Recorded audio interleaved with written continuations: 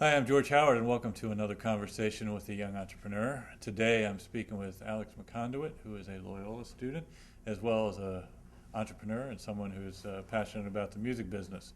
So we're going to have a conversation about what he's got cooking, and we'll get it started by letting him talk a little bit about his idea.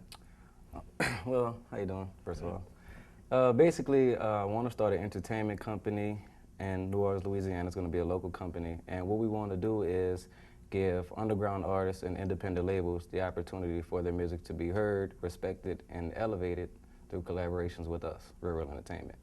The way we want to do that is we're going to, because there's a lot of artists, underground artists in New Orleans that are doing the necessary things to further their career, but we noticed that these artists, by them being independent and not having a whole team and also trying to lead a normal life, they lack the resources such as like technology, money, and just knowledge basically of how to further their career.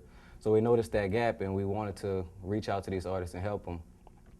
So what we're going to do is we're going to find the artists that we like, bring them in, record them for free, give them free production, and basically make albums with them, market the albums extensively, and try to get it out there.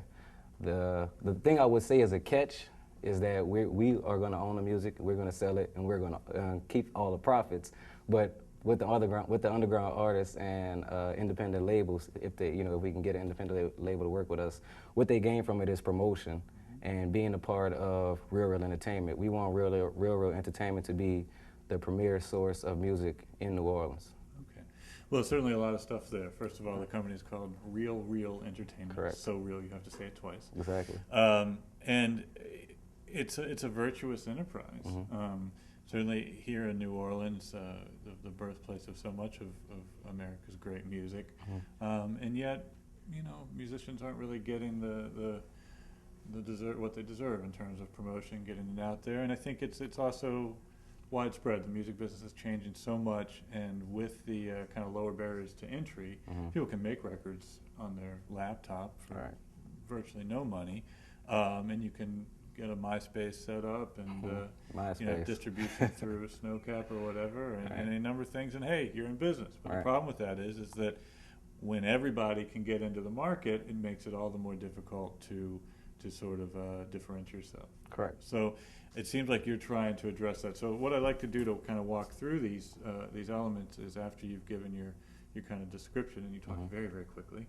So we need to try and make sure that it's. Well, we'll add more as we go. Okay. Something. But so let's pull back and let's try and just very clearly articulate what is the problem that you addressed. What is the problem that you're going to solve with Real Entertainment? Okay. Well, the problem we want to solve is there's a lot of hip hop artists in New Orleans that are doing. I mean, there's a million hip hop artists in New Orleans, but there's a lot of hip hop artists in New Orleans that are taking the necessary steps to try to further their career, but it's not centralized. Like the people are just working and they aren't working together. There's no real hip hop scene for stuff to feed off and to build off. And a lot of the guys in New Orleans that are not the people that we're interested in working with, but there are a lot of rappers in New Orleans that are basically just copying, what they hear on the radio, what they see on BET. And the reason that in our mission statement, which was basically part of my summary, part of our mission statement is that we want to elevate their music through creative collaboration. Okay. So a lot of that creative collaborating would be the music that we give them, the beats, and the production that we give them. But also, we want to touch on different topics. We want to view because I know that people look down on hip hop for talking about the ills of society, but those things are real. But we want to approach them in a different way. Give it a different story. Let's pull back just for a second. I mean, first of all, so this is just to be focused about this. You're going to be working exclusively with hip hop artists. R&B, urban music. Okay, good. But hip hop is the target type of market. Well, I mean, in any entrepreneurial venture, it's really, really important, obviously, to have a focus, a target market. Too often, entrepreneurs just think the world is their market, and that is just a recipe for disaster. So, you have the kind of the subset of music that you're working with is urban, so that allows you to focus a little bit. To pull it back even a little bit more granular, how do we get to the idea? Maybe it would help me to understand if we said, okay, so there's an artist. Let's not talk about a whole hundreds of artists or however many you may need to make this thing work. Tell me what you're going to do to solve the problem of one artist. You find an artist. Okay. What are you going to do for this artist? Okay, so so we'll take the artist, Right. bring them in, record them for free, Okay. give them the production for free, and then we're going to market the artist's work extensively. But why this is going to help the artists is because they'll be able to introduce a lot more music into the market. They'll be at no cost to them because most artists have, everybody has a life, outside of this business, and a lot of these artists aren't making money from it. This is not how they make their money. So by them being able to release this material through us, they don't have the time to go out and stand on the corner and give out all these CDs. They can only do so much by themselves. So artists often complain about the idea of like, all I want to do is make music, right? Or if I'm making my music, if I'm going to be a great artist, I got to focus on making my music and not necessarily doing the business side. Right. I'd argue that it's somewhat irresponsible for an artist to take that point of view, but the reality is many do. Mm-hmm. So, in essence, if I understand it, you guys are going to come in and help them market. Help them, Okay. alongside But you them. keep coming back to this idea that you're going to record them for free and all of those things. And I guess we can touch on that in a minute because I'm imagining that's how kind of your revenue is made, or that's how you build assets. That's the way we can have better profit. Okay. But let's table that for a second, because I think that, so you've identified the problem now. I think the problem is artists can make music. Maybe they're not making the music at the highest level, but they're not able to get it out there in an efficient way. So I'm still unclear on how you're going to get it out there in an efficient way. Okay. The ways that we plan to do it, actually there's another public access TV show called Fat and All That. This is our plan for our first release. This show's called Fat and All That. It's a hip hop show. It's been on forever. It's everything with two names. Real Entertainment. I don't know. I'm George Howard. PHAT also. Oh, But PHAT, yeah. yes. So that's a show that goes around. They play music videos for artists in the city. They go interview people and do those type of things. So we're gonna have a whole episode when we have because our first release is going to be a collaborative effort between about 7 or 8 artists.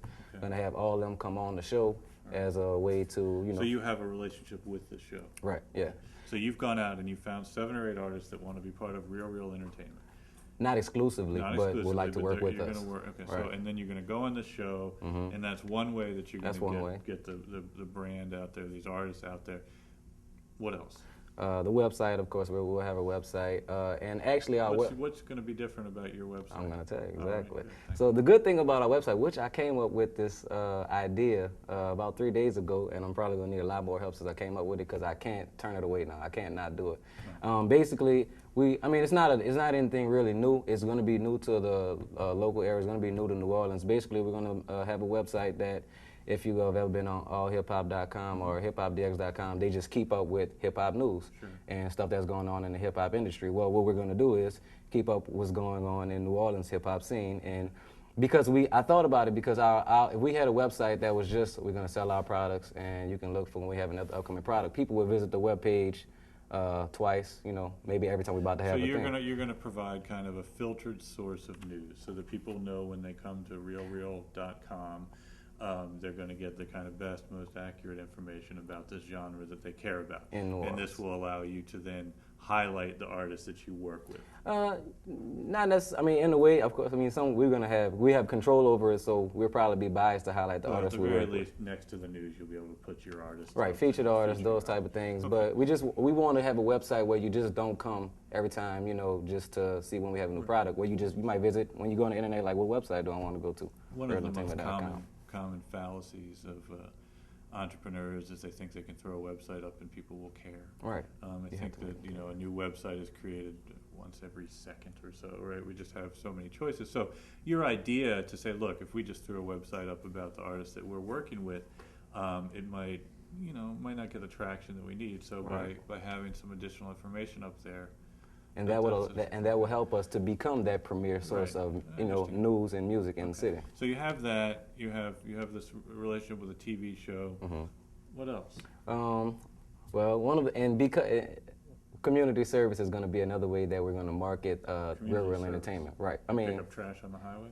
Anything. Anything. Because, I mean, I'm from New Orleans, and, I mean, New Orleans is a real special place to me, you know, with this Katrina stuff, all that going on. It's just, I can't leave. I never will. I'm here to help the city, save the city, all that type of stuff. I mean, I think I applaud you, first of all, and I think all businesses, all startups should have a social aspect to what they're doing. You can just start with that, ingrain it into the culture.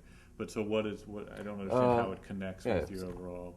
Well, what we're going to do is even before our releases, we're going to go into communities and do nice things. Like we're going to go. The first one we got lined up is we're going to go feed the homeless people. There's a lot of homeless people. Well, the artists that you work with? No, do this, my company and just volunteers that I can get. I'm going to give everybody T-shirts, the Real Entertainment T-shirts. Wonderful. Okay, so there we go. So that's a wonderful idea. Yeah. So how does it relates back to building your brand by giving the T-shirts away, just creating awareness of what you're creating doing. awareness of doing things and trying to get some media attention because this is, you know, 2 college kids starting a business. Yeah. We helping the community, and this is hip hop finally doing something positive instead of always being looked in a negative light. So we're hoping that we can build relationships with some of the networks like WWL. I'm talking to somebody over there, and I'm trying to get in contact with somebody at Where You At, and we're trying to get in newspapers, college newspapers. Well, if you build something like this, you'll get coverage. Hopefully. Now that'll be an initial kind of blip, and then eventually the artists are going to have to generate awareness on their own. And that's a big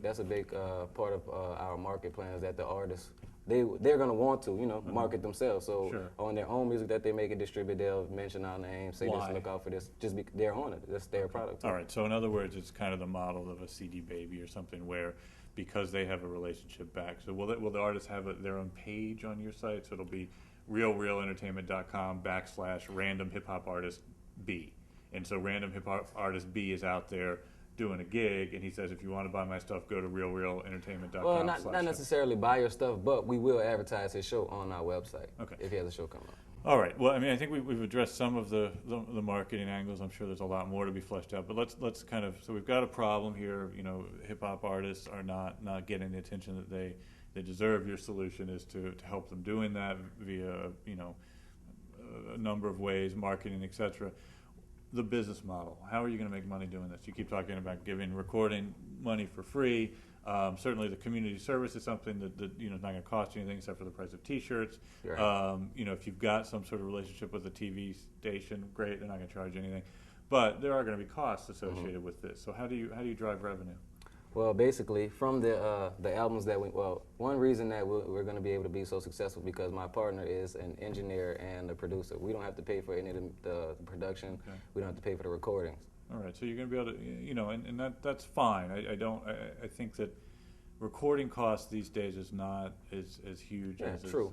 But it's still an advantage to have somebody that can do this and bring artists in, as long as these artists want to be recorded by. Right. But again, that's cost saving, which does certainly relate to revenue, but it's not revenue generating.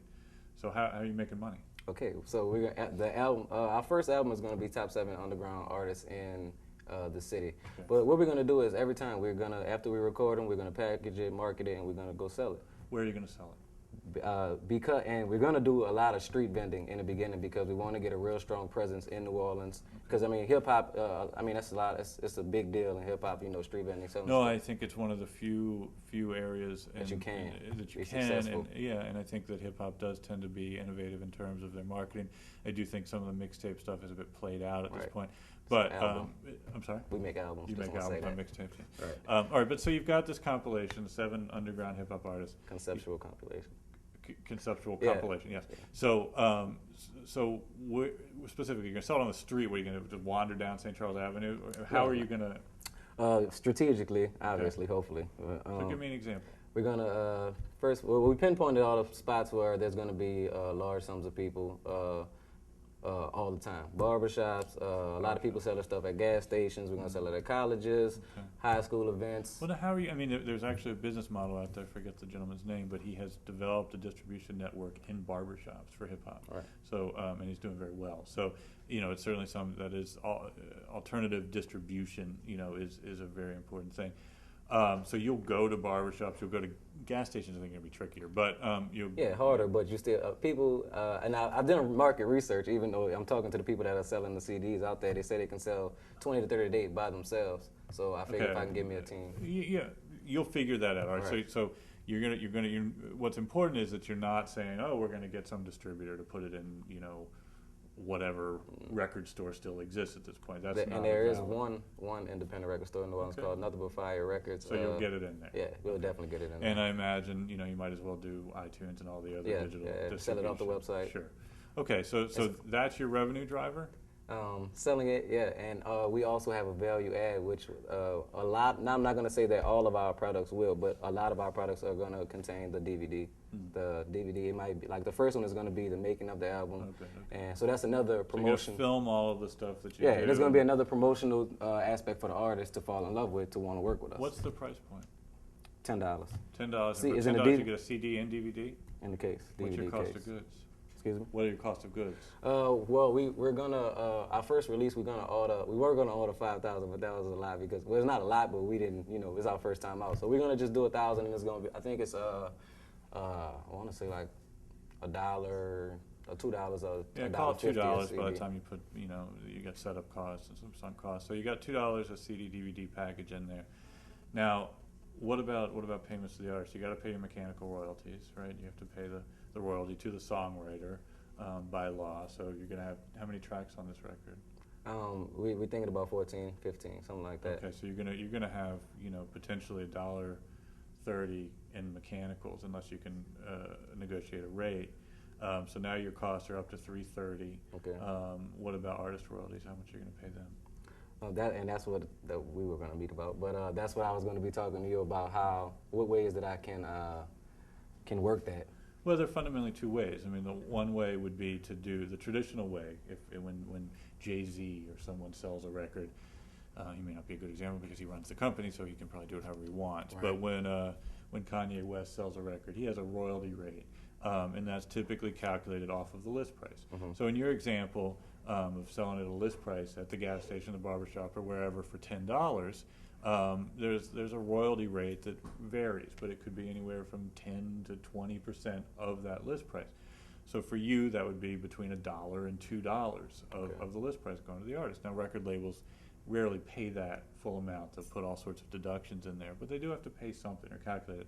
The other model is more... So we legally have to pay them? No, you don't legally have to pay any royalty, except for the mechanical. You legally have to pay the songwriter. Okay. And obviously, if there's samples or anything in these tracks. Samples. Okay.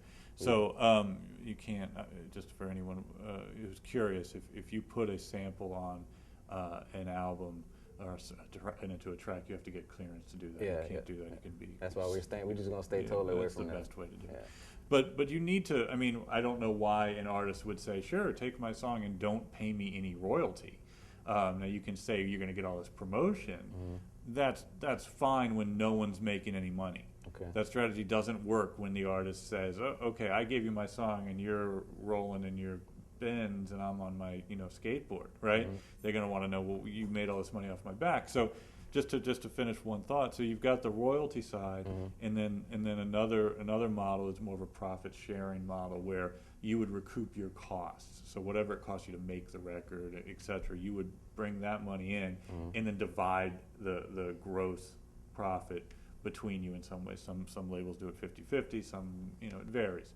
But one way or the other, in order to get these artists, you're going to have to promise them something. Well, I know they're getting their records. Well, I know free. that, but historically in New Orleans, as far as the hip hop scene goes right now, I mean, and a lot of these guys aren't doing it legally. I mean, not legally, but they aren't doing it the completely. But they're making their own rules up. Right, and there's a lot of compilations that are going around, none of which have compiled like the best of the best. But historically, these artists aren't demanding anything.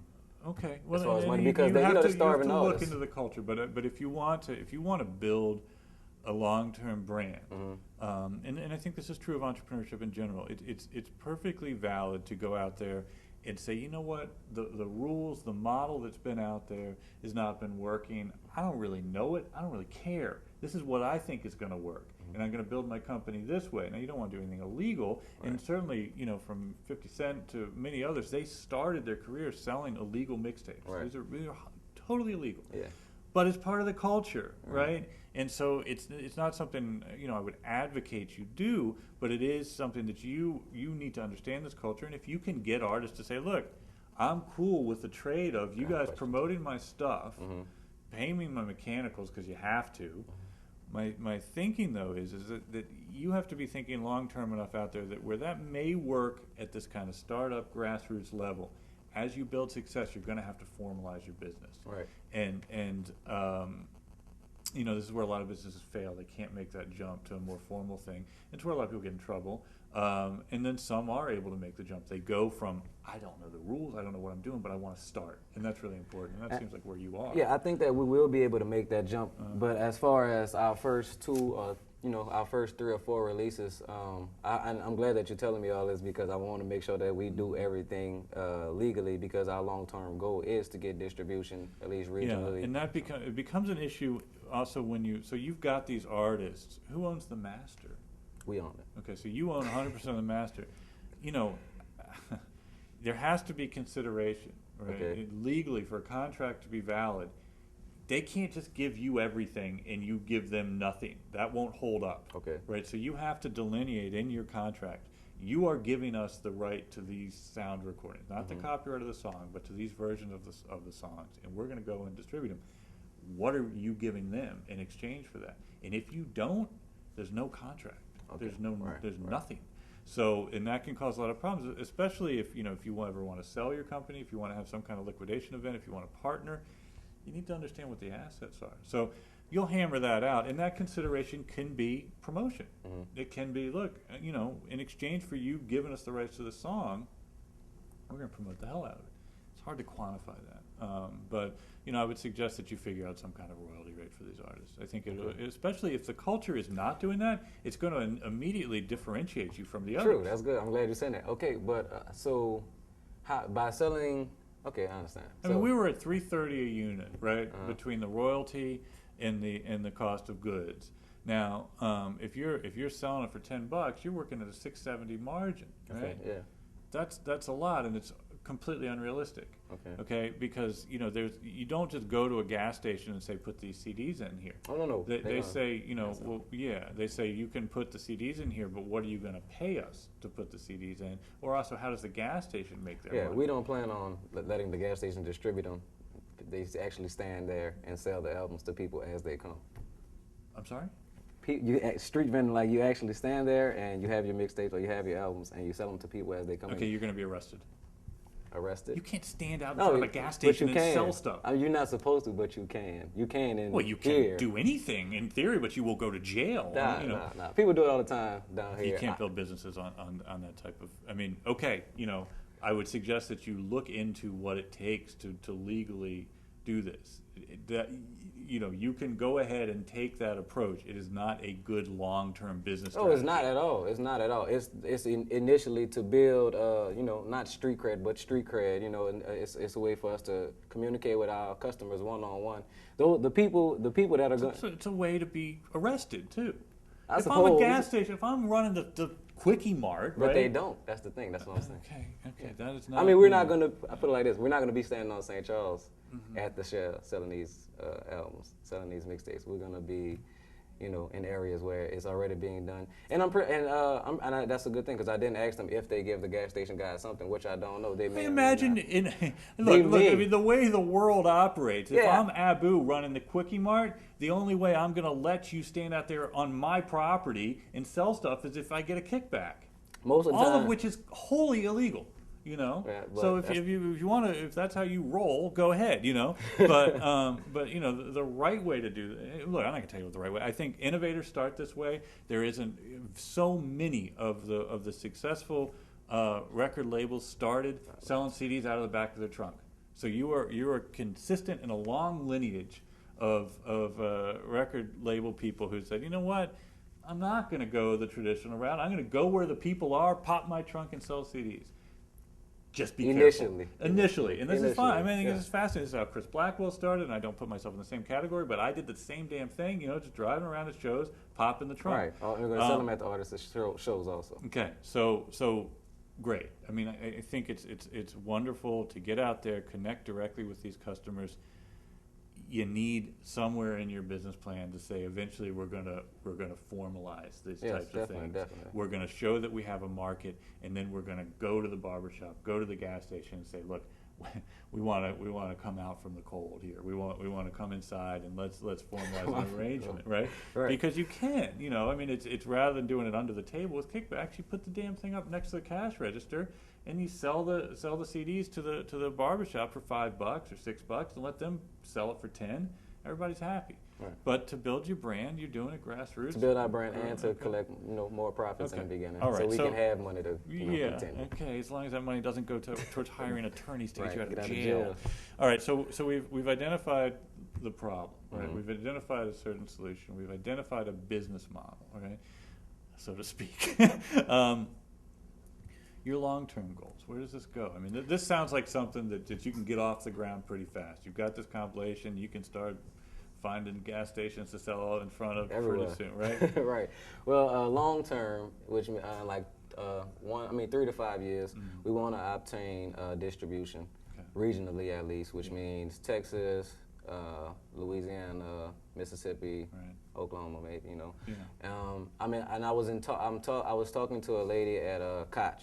And she told me if you can sell 5,000 units consistently, they will distribute you regionally. So one of my questions was about BDS and SoundScan. So how do we, because we're going to be selling a lot of our units initially that way, how can I generate our sales? This is the problem. That's the problem. Okay, so BDS and SoundScan are measurement tools. Well, BDS. Before we even go into BDS and SoundScan, is there any other way that we can generate our sales data into a language that the distributors talk? The language that the distributors talk. Meaning BDS and SoundScan. I know what you mean. BDS and SoundScan are somewhat valid indicators for people who don't know. BDS tracks radio play, and SoundScan tracks sales. Okay, well, SoundScan. So SoundScan, but it does not track sales made in front of the Quickie Mart. Yeah, okay. Right. So as you say, you need some other thing in distributors and labels, and people do look at these to a degree. I looked at SoundScan, but what I really looked at was I come down to a show. Okay. So you need to build the buzz. I mean, this is how, again, you're working in a lineage that has some pedigree. You're not making this stuff up. This is how Cash Money did it. This is how, it will start to appear. The good distributors are much more interested in seeing, walking down the street and seeing people with T-shirts or whatever kind of bling that might indicate this type of artist's, an affinity towards this type of artist. That's an indicator, right? Much more so than SoundScan numbers. Which so them hearing about us would be just as good? Better. Okay, well then better. I think that because SoundScan can be gamed. There are ways to artificially inflate SoundScan numbers, and SoundScan's also a picture in time. It's not. So it's much better if you could get someone down to the show, or someone who says, "What is going on in New Orleans? Why do I keep hearing about this artist or this real entertainment?" And they come down to some show and they got the hundreds or whatever thousands of people doing this. That's the indicator. That's something where any smart distributor is going to go, okay, I want a piece of this. And at that point, it goes back to this idea of, what is your business model? Because the distributor is going to say, okay, we want to distribute you, but how is this going to work? Right now you're doing fine selling in these non-traditional ways. We're going to put it in stores, right? That's what distributors do. Right. Your market may not go to these stores. Where does your market shop? Apparently, they shop in front of Quickie Mart and barbershops, which is probably right. Right. Okay. Do they go to Best Buy? Well, dear God. I'm just saying, everybody goes to Best Buy to get CDs because they're cheap. I'm just saying. But yeah, but you know what the problem with that is? We won't get any money because it's $9.99. Well, that's part of the problem. So what does Best Buy carry? Oh, yeah, the mainstream type. Right now, stuff. Best Buy, you walk in there, it's probably all Reba McEntire. Well, hopefully, a lot of our customers will buy, from our website, and I'm not sure which way how the distributors exactly work. But I like your model. Frankly, I much prefer your model of building up at a grassroots level, getting right in front of your customer, making that connection right then and there, and then if something blows up to some degree, then I suppose Best Buy becomes something that you need to concern yourself with. But the devil's there, right? That's something where lots of money. There's a thing called co-op, which you know about. You don't just get your CD in Best Buy. You pay Best Buy for their real estate, because every little inch of real estate Best Buy takes up with a CD, they could be selling something that people actually pay for, like refrigerators, right? So, you know, and this whole idea that Best Buy operates with CDs as a loss leader, that's total. It's a lie. Okay, these are not loss leaders. Best Buy is making money on these CDs. From both ways. Well, no, I don't want to go into. I probably can't talk about it, but Best Buy does find a way to make money on their CDs. So anyone that thinks it's a loss leader is not thinking this through. But your point about, you know, where do you go next? You know, that's the problem, really. I mean, and it's clearly moving towards digital. I mean, is it Soulja Boy? I mean, he has had the #1 digital download forever now, right? So your customers are starting to buy their music offline, you know, from iTunes or wherever. Which I have noticed. What you've noticed. I mean, the market starts to, so, but I think it's still imperative that you start the way that you're doing. You found a problem, right? And it's a real problem. And if you can solve it, you're going to have a gold mine, okay? Your solution is to get it out there. I love your concept about the community service. And your sales method is great. You know, you got to be careful of the illegalities, but you're getting right to your customer.